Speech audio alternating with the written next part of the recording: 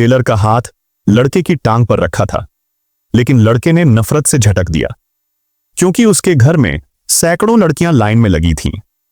अब उसमें खड़े होने की ताकत भी नहीं बची थी। असल में लड़का समय के एक लूप में फंसा हुआ था।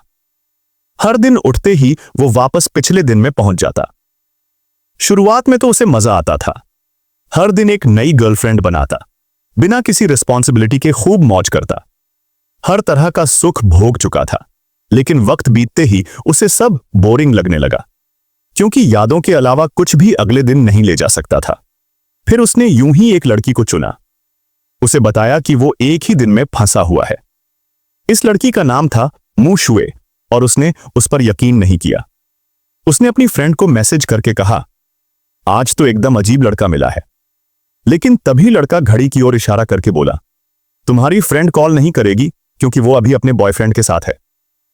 9 मिनट 13 सेकंड बाद वो कॉल करेगी, लेकिन उससे पहले तुम्हें एक पीले बालों वाला लड़का तंग करेगा। मुशुए को लगा पागल है ये, और गुस्से में उठकर जाने लगी।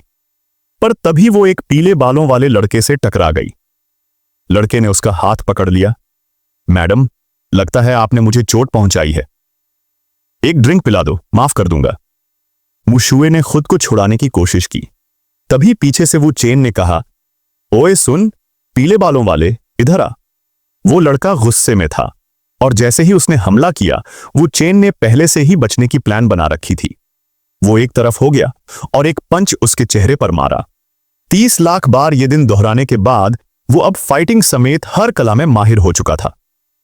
फिर वो टाइम का अंदाजा लगाकर पीले बालों वाले लड़के के बॉस की एंट्री की ओर देखने लगा, और सच में एक आदमी जो मां डोंगशी की तरह दिखता था सामने आया। साले, मेरे आदमी को मारा? आज तू गया काम से। लेकिन वो चेन बेफिक्र था। उसने फोन उठाया और बोला, जाओ लंगड़े, तेरे आदमी अब मुझे तंग करने लगे हैं। अगर तुझे डोंगहाई में शांति चाहिए तो मे की मीटिंग में जो तय हुआ था उसी प्लान के हिसाब से कर। फोन के उस तरफ का आदमी पहले तो बहुत गुस्से में था, लेकिन मे मीटिंग सुनते ही उसका रवैया एकदम बदल गया।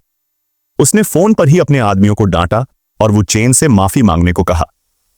यह सब देखकर मुशुए की आंखें फटी रह गईं, लेकिन असली झटका तब लगा जब उसकी फ्रेंड का कॉल आया। मैं अपने बॉयफ्रेंड के साथ थी, इसलिए देर हुई। वो हैरानी से कुछ बोल ही नहीं पा रही थी। वो चेन को भी मजा आने लगा। अगर सच जानना चाहती हो तो आज रात मेरे घर चलो और मुझसे ताश खेलो। अगर जीती तो सब कुछ बता दूंगा।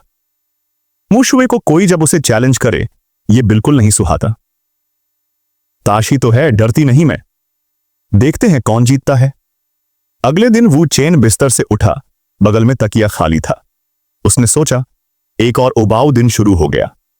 लेकिन अगले ही पल उसकी नजर एक जोड़ी सुंदर पैरों पर पड़ी, और मुशुए की आवाज आई, तुमने कहा था 7 जुलाई बार बार दोहराएगा, तो फिर अब 8 जुलाई कैसे हो गई? वो चेन ने घड़ी की ओर देखा। वो दिखा रही थी 8 जुलाई, 7:01।